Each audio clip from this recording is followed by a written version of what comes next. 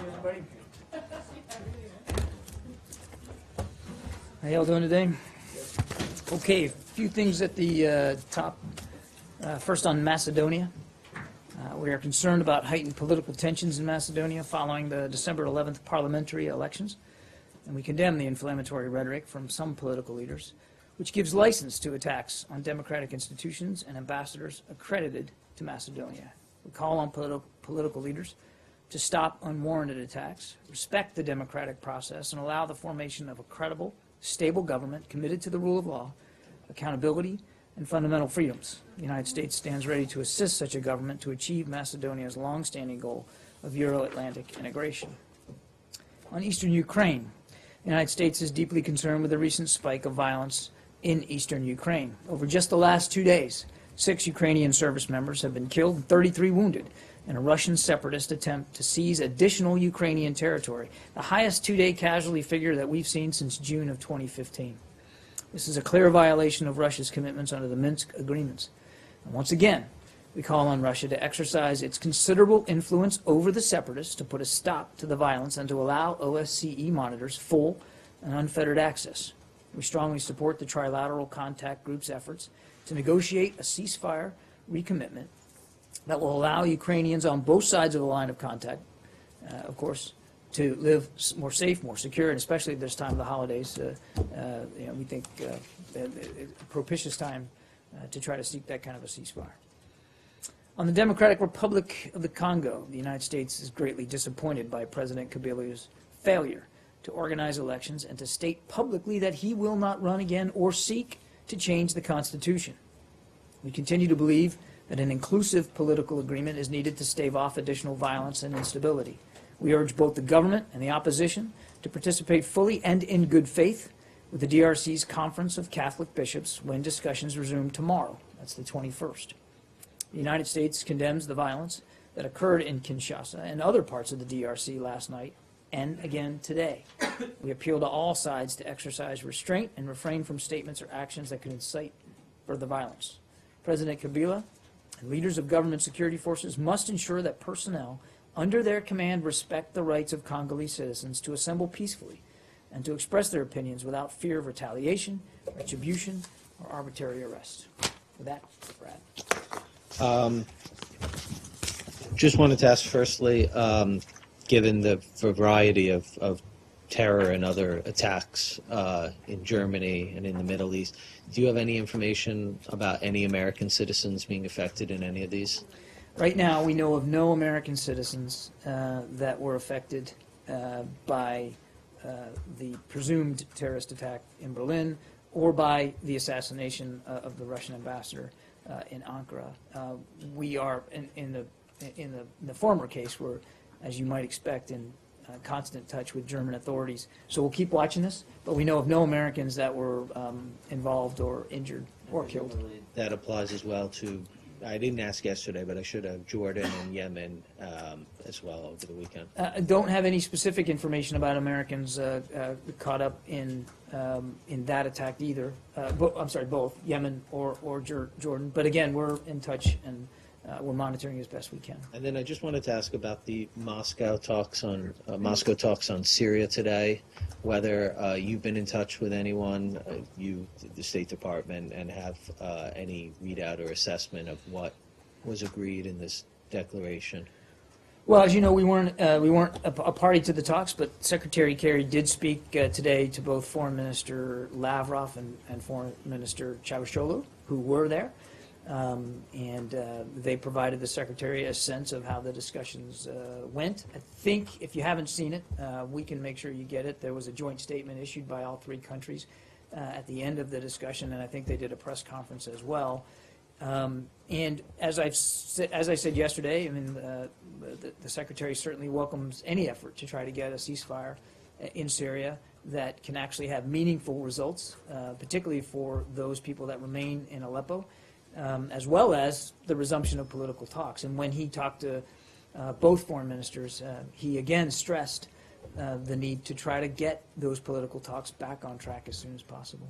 Is it your understanding that this declaration, I saw the talk about an expanded ceasefire, actually provides a pathway, a viable pathway toward the resumption of political talks? I think it's too soon to know right now, Brad. I mean, that's obviously what we'd all like to see, that a meaningful ceasefire, expanded, I'm assuming, the way I read that was geographically larger than just Aleppo. That's the way I That's read how I it. read it too.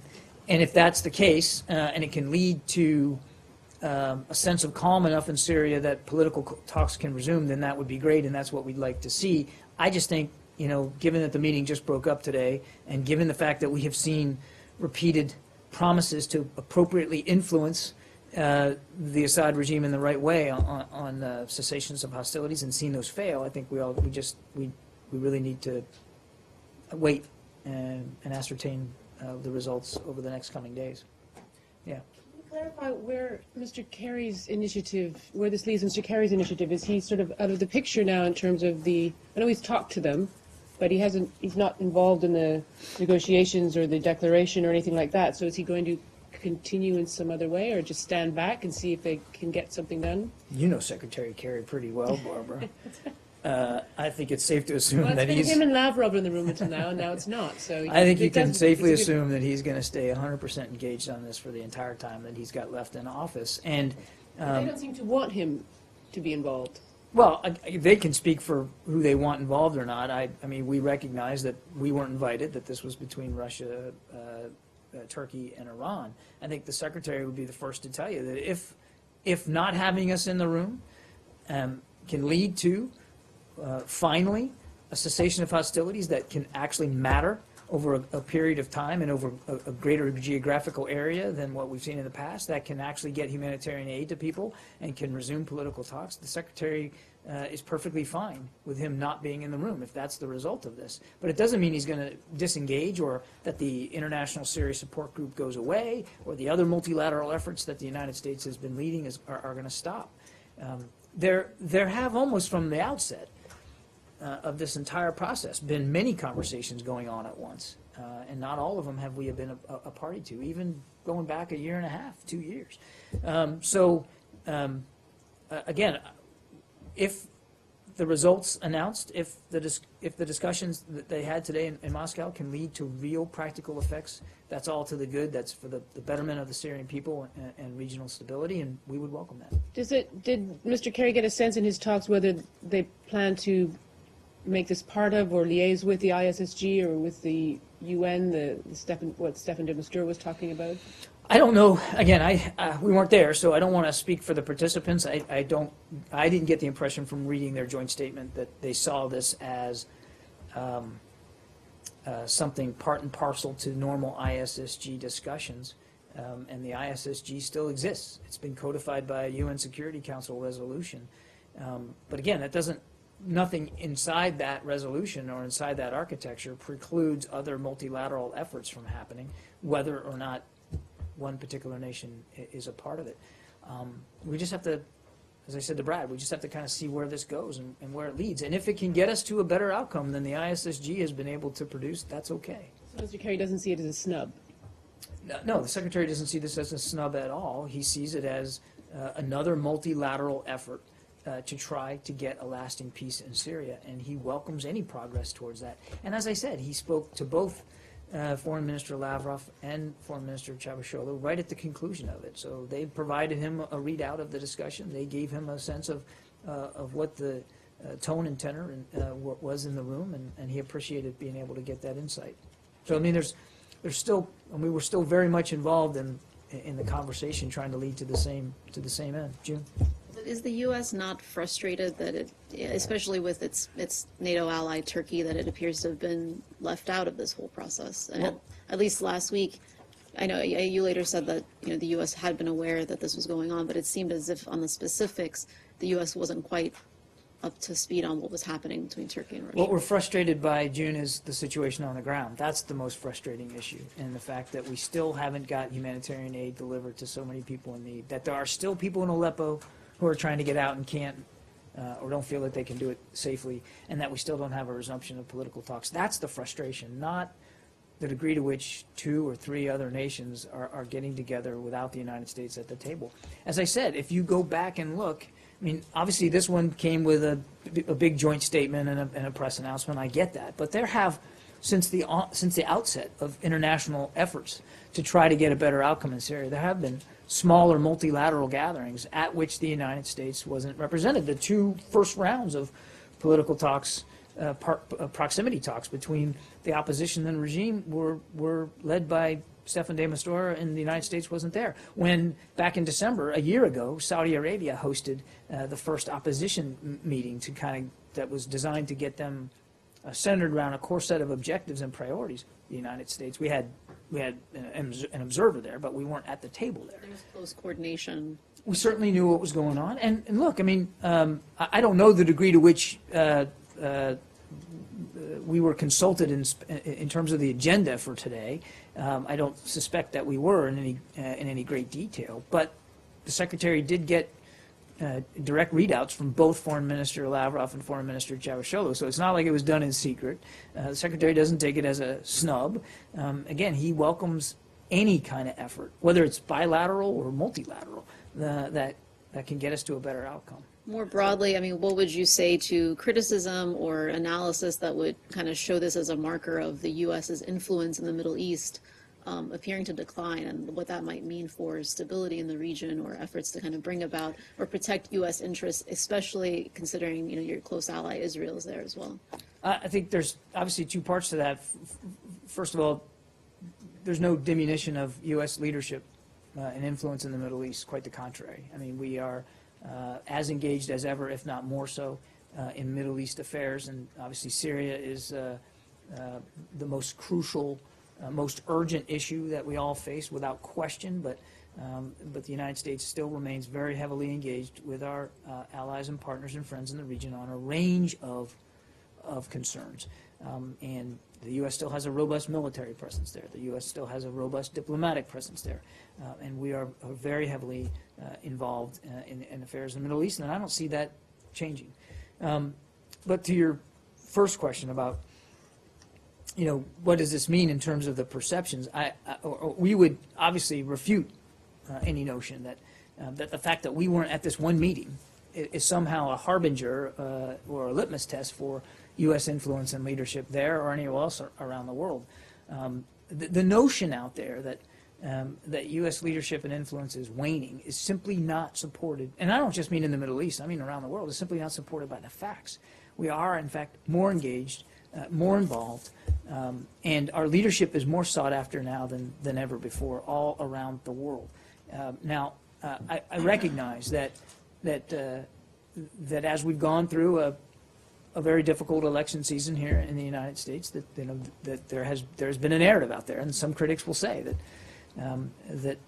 other foreign leaders have doubted our commitments in certain respects. I can't dispute that there have been some foreign leaders that have either privately or publicly expressed those concerns, but they're not borne out by the simple, basic facts of our engagement around the world. So, John, going forward on this very issue, I mean, you know, on the Aleppo, what are the practical steps that the U.S. will be taking in the next days, in the next week, and so on? First, you know, to see that humanitarian aid gets in, and second, to move forward on whatever you know, outcome as a result of the meetings between the Iranians and the Russians and the Turks and so on. Well, I don't have specific agenda items to announce to you today in terms of activity, but we're obviously going to stay very engaged on this from a diplomatic perspective to continue to try to see a meaningful ceasefire in Aleppo and aid get in. Those are the two critical needs right now,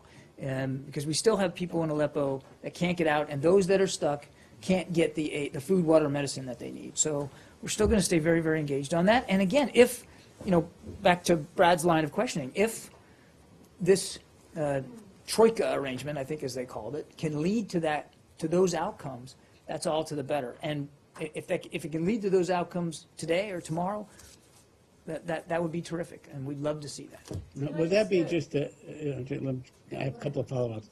You know, will your effort focus on humanitarian aid, or is it to push forward the political agenda? Because I think you responded yesterday to the proposition that maybe talks will resume on February 8th, that de Mistura announced that talks may resume on February 8th. So will you be focused? Huh? I thought that He's was. correcting your verb because the previous two versions did not He end said successfully. presume, I said talks would start. So, Would but look, I resume, mean, yeah, I don't, Would not to start, yeah. sound glib, okay, but the answer to your question is yes. In other words, the secretary would like to see, and we all would like to see, and I think even in the joint statement that you saw today, you know, those three countries said they would like to see a ceasefire immediately and the urgent delivery of humanitarian aid. I think we all would like to see that now. Also, and the secretary spoke to this with you guys last week, we also want to see the political talks get on track as soon as possible. And as soon as possible is literally as soon as possible. Now, yesterday we talked about the fact that Staffan de Mistura said he thinks he could maybe get them going early February, and I said that obviously we would look forward to that in hopes that it would succeed. I also saw in the joint statement today that Russia, Turkey, and Iran spoke about getting the political talks done in Kazakhstan. But there was no mention, I don't think, I don't remember any mention of a date. I think we're less worried about a location and more concerned about the fact that we get the opposition and the regime to sit down. And we obviously still, that said, still want this to be under the auspices of the UN. We still believe that that's the right vehicle, Staffan de Mistura and his team, that they're the right ones to guide these discussions. Just to clarify my line of questioning earlier, Mr. Kerry has been working around the clock, around the globe for a year on this topic. He's had more than 50 meetings with Mr. Lavrov about it. And now we've got a situation where his interlocutor, Russia, and his ally, Turkey, are saying, we don't want you to be involved in trying to find a solution. We think we can do a better job. Does he not at least feel the U.S. is being sidelined, if not excluded, from what was something the U.S. was leading on? We are not excluded. We are not being sidelined. A And we are. readout is quite different And from we- his role before. And we are still leading in this effort, Barbara. I can't speak for the decisions of the leaders of those three countries who decided to sit down and have these discussions in Moscow, but we're not going to turn up our nose to any effort to try to get to a better outcome in Syria. And if that effort, by design or by accident, isn't going to include us, but it can lead to a better result, then obviously, we would support that. I just, I mean, I understand the basis of the question. As I looked at the joint statement, I saw a lot of similarities in the language there to the kinds of things that we too crafted time and time and time again. And that's a key point here. It's not like these same aspirations haven't been voiced. In fact, if you look at that joint statement, it reads very similar, and maybe this is totally appropriate. It reads very similar to the UN Security Council resolution 2254, which laid out the goals of a unified, pluralistic, non-sectarian Syria. In fact, in one of the lines in this statement, it says very clearly there's no military solution, only a political one. Where have you seen that language before? So there's a lot of borrowing in that joint statement from ideas that the United States has led and pushed from the outset. So again, what is? I think, the sense is that for a long time you weren't doing the military stuff, and your point was that you were leading on the diplomacy or on getting the political track, but now, you're not involved in the military, you're not shaping the situation on the ground so much, and now you're not even doing the talks. And I think that's why the questions are, what are you actually leading on now? Not, you laid the groundwork for some statement that may or may not have any reflection on reality in 3 hours. Well, you just answered your own question, Brad, and we have to see. Where's We the have to see. leadership now? We have to see where this goes. Okay, Brad, it's a fair question, but the ISSG still exists. The UN Security Council resolution, which codified the ISSG, still exists. The multilateral format that the United States has tried to put together still exists, although we're obviously not in active discussions in Geneva right now. U.S. support for Staffan de Mistura and his efforts still exists. Our bilateral and multilateral relationships with allies and partners in the region who also have control, or I shouldn't say control, that's not fair, influence on opposition groups, that all still exists. We are still very actively engaged in this larger, broader effort as this umbrella effort. Now, as a part of that, yes, three nations decided to get together in Moscow and talk about a way forward. We're not going to turn up our nose at that. And if it can produce the results that haven't been achieved, then I think you and I can have a discussion about, whether U.S. leadership mattered or not. But we have seen nothing but a joint statement so far. And we certainly haven't seen any change on the ground in Syria or Aleppo. So I think it's just back to my answer to you. I think it's too soon to say whether this is going to be successful, and it's way too soon to say this has some sort of make some sort of broad statement about U.S. leadership. That's totally viable, and you're right. This has not done anything on the ground as of this point. But right now, what the U.S. leadership isn't taking a military dimension, isn't taking really a political dimension, because there is no political discussion, and isn't taking a diplomatic dimension. Right now, this leadership that you're speaking of is all past tense. Is that not true? I would disagree. Certainly, What are you doing now to we are lead to change the situation on the ground? We're still very active on the diplomatic front, right? I mean, no, we weren't present at these discussions in Moscow, but that doesn't mean that American diplomacy is now void and invalid and not a part of the larger, broader effort. It's not like we aren't still engaged in trying to get a better outcome. The Secretary was in Riyadh over the weekend. Now, largely that was to talk about Yemen, but he certainly used that opportunity to talk to our partners in the region about Syria. But doesn't it say something that these three nations think they can get together and shape the situation on the ground without having you in the room? For many years, they would never even have thought that they could get some sort of broader arrangement or change of the situation on the ground without, one, having you in the talks, or two, pretty much piggybacking off you carrying the talks. Now they don't even think they need you. I don't think that the Secretary got the sense in his discussions today that there was that they don't feel like they need the United States. I think certainly in the case of Turkey, they certainly appreciate the U.S. role here going forward. So I think, again, too soon to say what the results are here. I don't think now's the time to make broad pronouncements about U.S. influence one way or the other with respect to the agreement that was released today. It is right now just on paper. We need to see how it plays out. But U.S. leadership on the diplomatic front, though we would be the first to admit, have yet to see real success. It still exists. Is still going to be the locus of our efforts, and we believe can still have a positive impact. And we're going to stay engaged on this for the entire time that we're still around. I have one last one. It's just on the political talks. You've put a lot of eggs into these talks happening, almost presenting it as kind of not a panacea, but this is the ultimate goal. But the talks in themselves, I mean, what would you hope to accomplish in political talks between a rebellion that's essentially been ceding territory and getting crushed, and a government that is on the ascendancy and backed by, two powerful foreign militaries? It would seem unrealistic to think that this, diplomatic, whatever, political solution would, that this country this government will will itself or negotiate itself out of existence just because they're sitting in a room with the people they've been crushing. I think we know when more than a year ago, when the Assad regime was very much under significant threat by the opposition, and the opposition was clearly gaining a lot of ground on them.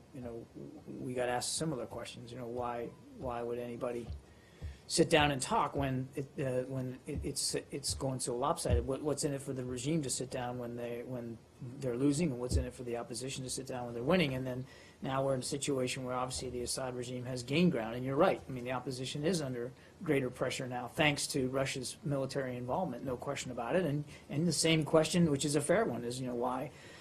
What would be the motivation now for either side to sit down when one is clearly having a weaker hand? And the answer is that, well, there's a couple of parts of it. One, the international community, including Russia, if you look at that joint statement today and the UN Security Council resolution that they also signed, wants to see a political solution and a transition there that expresses and represents the voice of the Syrian people.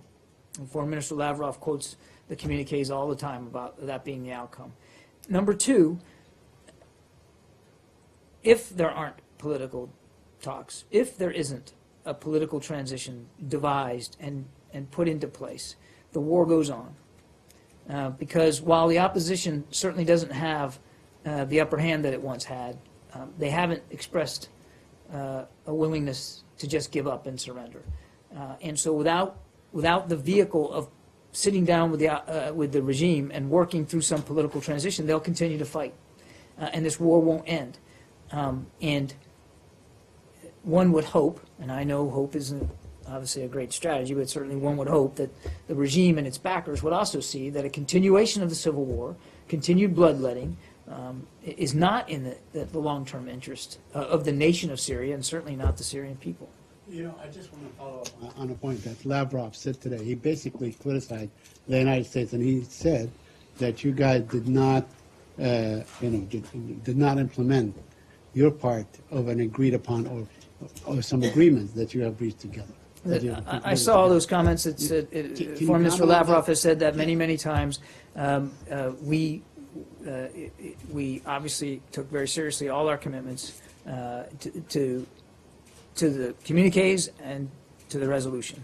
That the particular sticking point that he continues to raise is the separation of moderate opposition from al-Nusra. We have talked about this ad nauseum. It's not as if we didn't make every effort to try to convince opposition groups to remove themselves from areas where we knew al-Nusra was, but you can't account for every single nose and head, and some fighters decided, for whatever purposes, that they were going to either align themselves philosophically or even physically with al-Nusra, or that they weren't going to leave areas where al-Nusra was present. It doesn't mean that we didn't work diligently at that, but I don't think it would be useful or constructive to get into a litany of who didn't meet their commitments, because I think it's pretty obvious to see time and time and time again that Russia did not meet their commitments with respect to using their influence, their considerable influence on the Assad regime, to stop the bombing, stop the gassing, allow aid to get in, and to help us create the conditions for political talks. Now, if you read that joint statement today, and if they're able to meet everything they say that they'll do, then so much the better. Then maybe we can actually see results. But we have seen in the past where they have not met their own stated commitments. So I don't think now's the time, while people are still dying in Aleppo, starving to death, and still being bombed. Now, I don't think now's the time to point fingers back and forth across the diplomatic table about who did or who didn't meet every one of their commitments. Now's the time to try to put what they've said they promised they would do and put it into action and see if we can stop the bloodshed. That's what everybody needs to focus on right now. Related to Aleppo, but a different dimension of it. Iraq. This is Aleppo. Different I dimension. thought we were still on Aleppo. Yeah. Okay. Iraq's foreign minister has said that the Iraqi Shiite militias involved in fighting in Aleppo are not doing so. They don't have the permission of the Iraqi government, even though these same militias are now supposed to fall under the authority of Baghdad. Are you concerned that Iran is supporting some of these militias that are outside of Iraqi government control for various purposes, including to bolster its influence in Iraq? There's a couple of things there. I can't confirm the veracity of the foreign minister's comments in terms of the presence of Iraqi militia that and to whom they pledge loyalty or fealty. So I'm not going to, I can't address the specific comment that you're citing there, because I'm not in a position to confirm it. That said, we know that there are Iranian-backed fighters in Syria. We've talked about that. We've talked about the unhelpful role that they have been playing in supporting the Assad regime through advice, through some combat operations, certainly through arms and assistance. And we have said before, we want the regime and its backers, which includes Iran, to stop that kind of activity and to try to get us to a point where we can achieve a meaningful ceasefire. So I can't, again, speak to the specifics of his charge, But we do know that Iran obviously has fighters in Syria that they're supporting. What U.S. officials from the President Obama on down, including yourself, have criticized Iran for its role in Aleppo and Syria generally. What most bothers you about what the Iranians are doing? Is it having these they're bringing these Shiite fighters in from all from around the world? Well, I mean, broadly speaking, it's the support that they're giving to Assad, through various means to allow him to continue the depredations on his own people. And Hezbollah, we know, is a presence there. Hezbollah is a foreign terrorist organization. They have been involved. We know they've been involved in some of the atrocities, particularly in Aleppo. Okay? To Ginger? Yeah. Now, first of all, I didn't expect you to brief because all morning I saw you on. I think I saw you on three. Wow, all airwaves. practiced up now. Pass. I just have this. That day, Secretary, when he was speaking from here, he said, "We are all on board, the international partners, for talks in Geneva. The only Syrian regime is not there." And today they are having talks in Moscow, while the Syrian regime is there. So it has something to do with our U.S. continuously saying that Assad has to go, Assad has to go. So Assad now doesn't want U.S. in talks. Does it something like that? Is it a snub from, or is it something to do with the I think, transition government here? look, on the issue of snub, we've talked about this. I don't want to revisit the same issue. I think we've exasperated that one, exhausted that one, excuse me. Exasperate is probably my way of describing it. Freudian slip, I'm sorry. I think we've exhausted that topic. But look, I mean, I can't speak for the meeting in Moscow and who was invited. I mean, that's for those three countries to talk to. We know that Russia has the most influence. Iran too, but Russia the most influence on Assad.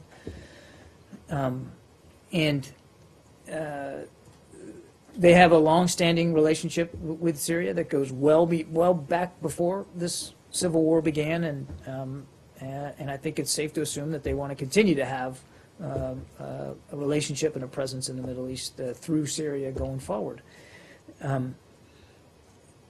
Nothing has changed about our view that Assad doesn't have the legitimacy to lead Syria. And I don't think I need to prove that by looking at the last 5 years. I think you could do that for yourself. What we have all said, the entire international community, is that there needs to be a political transition. One. Two, that it needs to represent the voice of the Syrian people.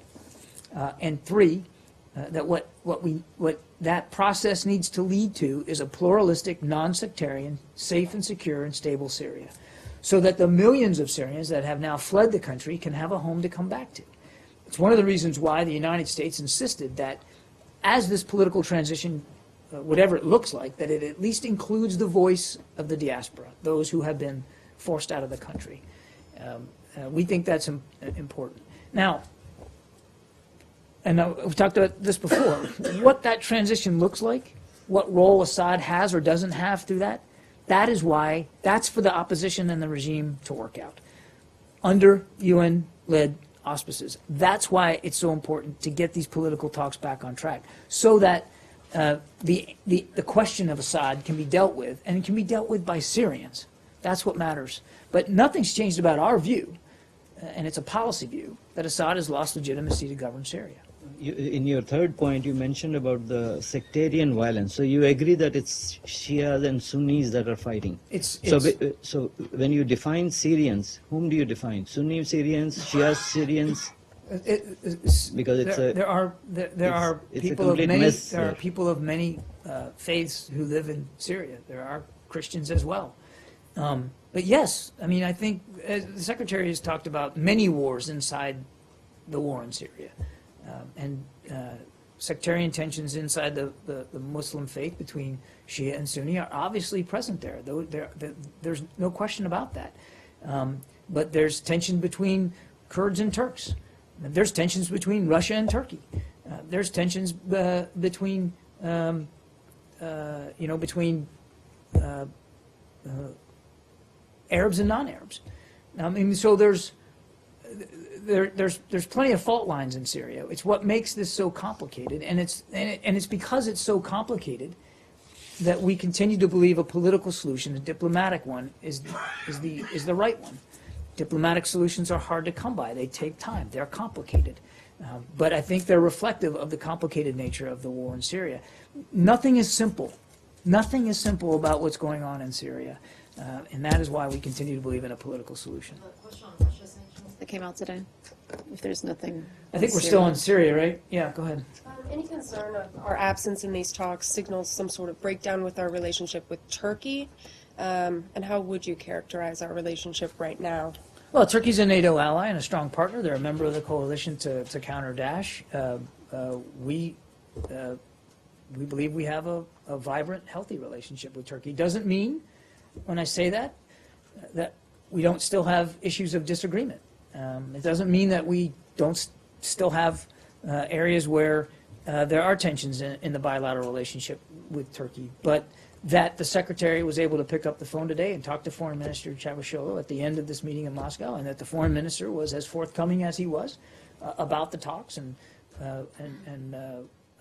what they decided and how they were going to move forward, I think speaks to the health of that relationship and the strength and the depth of it. The differences of opinion, that makes news, and I understand that. But Turkey is a valued member of the coalition to counter Daesh. They are still allowing coalition air forces to use Incirlik Air Base to conduct missions as appropriate. They are still hosting on their side of the border more than 2 million Syrian refugees and doing the best they can to provide those refugees with the food, water, medicine, and shelter that they need. And this is not, what's going on in Syria is not some theoretical exercise for the Turks. It's real, and it's right on their doorstep, and they're taking it seriously, and we appreciate that. Can I follow up on that? Sure. Okay. The Turkish Foreign Ministry is saying that the Foreign Minister in his phone call today with Secretary Kerry said that Turkey and Russia knew that Gulenists were behind the assassination of the Russian ambassador. Do you have a readout on that particular aspect, and what is the U.S. response? We'll be issuing a readout of the phone call a little bit more detailed later. I don't have anything specific with respect to that issue. I will tell you, though, that the Secretary, in his conversation with the Foreign Minister, did raise his concerns about some of the rhetoric coming out of Turkey with respect to American involvement slash support, tacit or otherwise, for this unspeakable assassination yesterday because of the presence of Mr. Gulen here in the United States. And it's a ludicrous claim, absolutely false. There's no basis of truth in it whatsoever. And the Secretary made that very clear in his discussions today with the Foreign Minister. Well, what about the aspect of Gulen's followers being involved? I think there's an active investigation going on, Steve, and I'm not going to get ahead of that. I don't know, and I don't think you know, what the motivations were behind this individual. I mean, I saw, just like you saw, what he was shouting and screaming after he shot the ambassador. But we need to let the investigators do their job. That we need to let them, let the facts and the evidence take them where it is before we jump to conclusions. But any notion that the United States was in any way supportive of this or behind this or even indirectly involved is absolutely ridiculous. Go to you. You had Russian sanctions. So the Treasury Department announced that it was sanctioning a few additional Russian businessmen and also some Russian companies, Russian and quote-unquote Crimean companies, over Russia's actions, the annexation of Crimea and the violence in Ukraine. The Russian deputy foreign minister has responded and said they were these are ungrounded hostile acts by a departing administration. Would you, first of all, what's your response to his comments? I haven't seen those comments. Obviously, if that's what he said, we would strongly disagree and differ with that. This isn't about, this decision by the Treasury Department had nothing to do with the time on the clock. It had everything to do with Russia's activities and support for the separatists in Ukraine and for their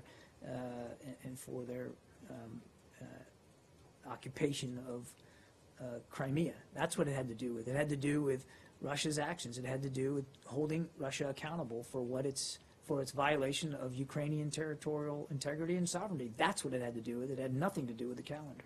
And then, given that the incoming administration, both the president-elect has expressed willingness to improve relations with Russia, his nominee for U.S. Secretary of State has opposed past sanctions on Russia over Crimea. What would you say would be the effectiveness of these actions, given that it seems likely that they will be reversed under your successor? I don't know. I mean, I don't know how we can know that for sure, June. I mean, the next administration will obviously have to make their own decisions about this.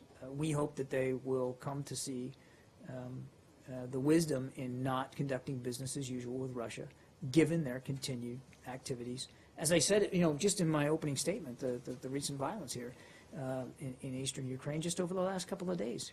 We would hope that they would see the wisdom in keeping these sanctions and this pressure on Russia, because we have seen it have an effect. But obviously these are decisions they have to make, and we also respect that process as well. So I can't speak for what they might or might not do. I can only speak for what we believe is the right thing to do, and you saw the Treasury's decisions today as an extension, a manifestation of that. But it's not just us. I mean, the EU also just recently rolled over sanctions as well. It's not just the United States here that views with alarm what Russia continues to do in Ukraine and in Crimea. So again, the only last thing I'd say is that we will share whatever context and whatever information the new administration, might require with respect to those kinds of decisions going forward. And then just one more follow-up on that. I know you haven't seen these comments, but the Russian Deputy Foreign Minister also said that Russia will expand its sanctions lists against the United States, and we, quote, retain the right to choose the time, place, and form of our responsive actions in a way that suits us. What would be your response to, those sanctions and those, whatever measures that they might take in response? Well, let's see what they do. I mean, let's see what they do. I mean, obviously, as a sovereign country, they can enact unilateral sanctions if they so choose. But I think I don't think commenting now on speculative threats and like that is really going to be very productive. Yeah. Wait, are we done on Russia? No? That's Afghanistan. That's not Russia. Go ahead. Thank you. Yesterday you said the action of China seizing the United States, UUV, was against the international law. Actually, Pentagon actually said the same thing today. Can you specify exactly what international law were you referring to? Because some experts said UUV, this new technology, actually falls it's in a gray area under international law. No, sorry. Got to stop you there. Not a gray area. It belonged to the United States Navy. It was doing oceanographic research in international waters in the vicinity of a U.S. Navy research ship to which it belonged. No gray area here. It was a violation of international law. Now, I'm not a lawyer, so if you need me to go look and find the statute for you, I'm happy to take that back and do that. But there's no gray area. It was our property. It was in international waters. There was no reason to grab it, and it was doing nothing more than oceanographic research, all in keeping with international norms and laws. So I'm sorry, there was absolutely no gray area whatsoever. This was a flagrant violation of international law. They had no right to take that UUV. We're glad, obviously, that we have it back. Neither UNCLOS or Convention for the Suppression of Unlawful Acts Against the Safety of Civil Aviation actually applied for this vehicle because it's not a U.S. Navy ship. It's an unmanned vehicle. And another point is China is not arguing that the activity of the U.S. Navy ship was conducting any unlawful activity in international water. Their argument is, first of all, this is an unidentified vehicle, so they conducted verification and identification. So Yeah, I saw the that's why- claim that they were just looking after safety of navigation. First of all, it was identified. I think it says U.S. Navy right on the side of it. I can check, and I'm pretty sure it does. But there's no dispute about who it belonged to. And while it might not be manned, it was being operated remotely by U.S. naval personnel and research scientists on the Bowditch, the ship from which it was operating. So look, I think this is while this might be an interesting discussion to have, it's kind of a waste of your time and mine, okay? The UUV belonged to the United States Navy. It was operating in international waters in accordance with international law. It was doing research, valuable scientific research. There was no threat to navigation. It was never just off on its own. I mean, it wasn't like they weren't monitoring what it was doing, right? You know, it didn't decide to just go rogue and and become a problem for navigation. So this is an academic exercise that's going to be fruitless for both you and me. It belongs to the United States, and we're glad we have it back. It should never have been taken in the first place. End of story. But the easy, but the easy question was, even you find a wallet on the street, you need to verify who this belongs to instead of giving to whoever claimed to have it. I think it was pretty obvious as they scooped in to take it, who it belonged to. Again, I refer you to my Defense Department colleagues, but I'm pretty sure the way it went down was the Navy immediately notified them that was our UUV and they needed to return it. I don't think there was any doubt. That's the question is No. why they don't have the rights to verify. I really think we've stretched this conversation farther than it should go because your line of questioning is not going to lead to a fruitful discussion here. There was no doubt about ownership. There was no doubt about international law, who violated it and who didn't. And it was a flagrant violation for the Chinese to do. There's no gray area here. There's no if or then. They were wrong, and they shouldn't have taken it in the first place. Did you have any? Go ahead. Just one. No, just one second. Do you have any fallout, diplomatic fallout, from the incoming president-elect saying that keep the drone to China, and then you are asking, the Defense Department is asking to return it, and there is a. Did you hear anything? Did the Chinese smile and say, "Look, your president"? Look, Ambassador keep it? Baucus was personally involved Yeah. in getting the UUV returned into our custody, which, as I said, as I think we all know, happened this morning. Those were the conversations that happened. Those were the conversations that mattered. Those were the conversations that led to the return of the UUV. I'm not going to speak for the president-elect or his team or their views of this incident or how they saw it transpire. That's for them to speak to. I can only speak for the United States government, and as I said, our property, we wanted it back, we got it back, and I think that completes the story. Yeah. Do you have any reaction to today's Supreme Court decision that the Okinawan governor's cancellation of permission for the Futenma relocation facility was illegal?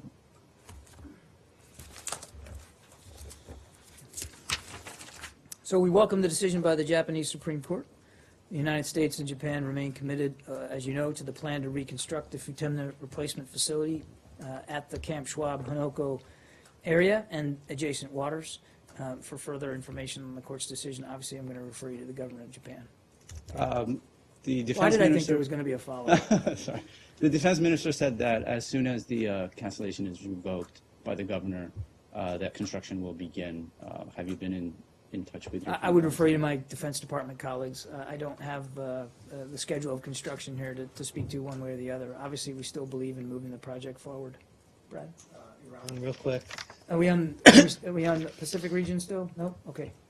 there was some reports, I think Tasnim had something about Iran introducing advanced centrifuges for the wonky ones among us. I think it was the IR-8s they spoke about, which is prohibited in the deal. Is that your understanding of what happened, or do you think President Rouhani and some others are just puffing some steam here? Well, I don't know. I mean, I will leave characterization of their comments to others. If you're talking about, are you talking about this report that they could bust through a limit of low enriched uranium? No, I'm talking about the reference to advanced centrifuges being introduced. If you don't have that one, we can talk Yeah, about let me it. take that one. I And then, don't think I've seen that. Since you report. mentioned the other one, do you have concerns about, I should have asked yesterday about Iran going through its 300 kilogram uranium cap? So we take all of their commitments to the JCPOA seriously, and we want them to take all their commitments seriously. The IAEA continues to report that Iran's meeting its nuclear commitments and remains below its enriched uranium limit. We believe that they're taking the appropriate actions to keep it there, to implement that in the right way. The Director General of the agency said during his trip to Iran just this past weekend, I'm quoting here, that we are satisfied with the implementation of the agreement, and we hope that this process will continue. So we greatly appreciate the continued efforts of the IAEA to verify their compliance, and again, we're going to continue to meet our commitments and expect them to meet theirs. But on your other one, I thought that's what you were going to ask me about, so let me take that, because I wasn't thinking for that one. Yeah. I had a couple of questions about the video released today by the Haqqani Network of an American and Pakistan citizen, or sorry, an American and Canadian citizen being held. Have you seen the video, and is there any comment on the imagery that is portrayed there? Yeah. So we certainly have seen this video that was just recently posted of U.S. hostage Caitlin Coleman and her family. We obviously remain, as we have been, gravely concerned about the family's welfare. Our thoughts are, of course, with her family, and her friends. We, again, reiterate our call for this family to be released. The threat to harm this innocent family violates all humanitarian and religious standards, the threat to harm her. The other thing I can tell you is that we regularly engage with all relevant governments at the highest levels to emphasize our commitment to seeing our citizens return safely to their families, including this one. And the U.S. government has remained in regular contact with Caitlin's parents. Do you, President Obama to make a deal with her captors to get them released? I mean, what would the U.S. government say to that? I would say, we never stop working through diplomatic channels to secure the release of Americans that are being wrongly held by groups overseas. I mean, that's always a focus. I'm not going to get into, I think it would be inappropriate for me to talk about the details of those efforts, what that looks like and feels like. But I can tell you that we've not stopped focusing on this particular case, and we're not going to stop focusing on this. We want to see her returned home safely to her family, but I simply can't talk to the details of that. I have one more follow-up. The video itself shows a pretty disturbing image of their two children sitting on their lap as they're speaking. Do you have any response to the use of these two children as props? It's reprehensible. It's obviously reprehensible to hold them in the first place. I mean, so just let's put that aside. They need, as I said, they need to be released, period. But to include children in the video is specifically despicable to do. So again, we want to see them all home. We want to see them all safely returned. And I can assure you that this administration will continue to work very, very hard to see that outcome. Okay? Yeah. About Afghanistan, although last week you comment about the Vice President of Afghanistan, Abdurrashid Dostum's case. What do you think if Afghan government is not able to follow up this case, fairly and clearly, U.S. will show some reaction? Because this is very hot topic in Afghanistan. Well, I mean, I think, as you probably saw, President Ghani has called for an investigation into this, and we support him in that effort. We certainly welcome the release of Mr. Ishi. We're obviously deeply disturbed by his unlawful detention and reported mistreatment by Vice President Dostum. President Ghani said they're going to investigate, as I said. We support that. We look forward to seeing that investigation proceed. We look forward to seeing the results of that investigation. I mean, broadly speaking, and we've said this before, a strong independent justice system is the cornerstone of every stable society. And so we stand with the Afghan people as they work towards a stable, peaceful, prosperous future in which human rights are respected and that rule of law is upheld. So let's see where the investigation takes us. But obviously, the reports coming out about his unlawful detention and treatment are deeply, deeply disturbing. And I think President Ghani found them also deeply disturbing. Can I squeeze in one on the Palestinian-Israeli issue? Yes, Saeed. The Palestinian Authority claimed that they did not receive any direct aid from you in 2016, that you gave $337 million to UNRWA, the United Nations Relief and Works Agency for the Palestinians. Could you comment on that? So in just 2016 alone, no, I know that. I know. This is my answer back to you. Right, So- okay. No, sorry. I'll do it another way. This year alone, the United States provided nearly $300 million in aid and assistance to the Palestinians, including $75 million in debt relief. Now, it doesn't go directly to the Palestinian Authority, Right. But it does go to benefit the Palestinians. We're going to continue to provide support for them, and we are in active discussions with the Congress, of course, in terms of funding going forward. But in just this last year alone, like I said, nearly $300 million was provided in aid assistance. There's a great deal of fear and trepidation on the potential ambassador nominee to Israel by the president-elect because of his position on Jerusalem, his position on settlement, and so on. You have any comment on that? Well, I'm not going to comment about individuals that the president-elect is or may be designating for various positions in his administration. Those are his decisions. We respect that, and there's a process of confirmation that each of these individuals, or most of them, will have to go through, and we respect that process as well. I mean, so the positions that these individuals take are really for the president and his team, president-elect, I'm sorry, and his team to speak to. Nothing has changed about our views here in terms of the tensions in the region and our policies with respect to Israel. So, I mean, all that we've said about the viability and the belief in a two-state solution remain. About